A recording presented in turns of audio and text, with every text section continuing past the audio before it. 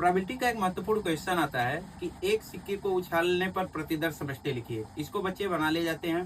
दो सिक्के को उछालने पर प्रतिदर्श समष्टि लिखिए, इसको भी बच्चे बना लेते हैं।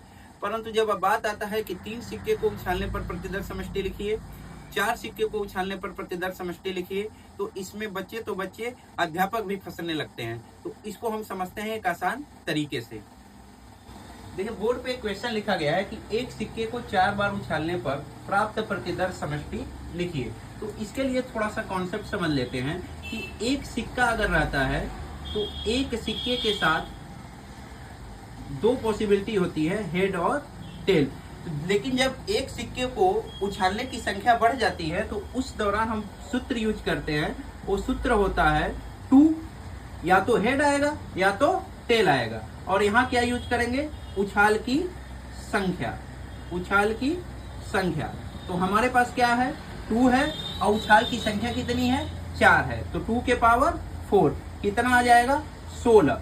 तो इसके बाद आपको क्या करना है? इस 16 को 2 से डिवाइड करना है। तो क्या आएगा? 8 आएगा। तो आपको सिंपली यहाँ कर्ली ब्रैकेट बनाना है और 8 टाइम हेड लिख देना है। 8 टाइम क्या लिखना है? हेड। और 8 टाइम आपको टेल लिख देना है।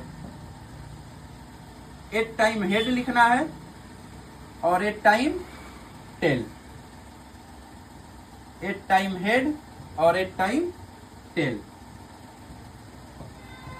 फिर इस 8 को 2 से डिवाइड करेंगे तो क्या आएगा? 4 आएगा। अब क्या करना है? 4 टाइम हेड लिखना है और 4 टाइम टेल लिखना है। आपको डिवाइड कब तक करना है? जब तक कि 1 ना आ जाए। जब तक कि 1 ना आ जाए।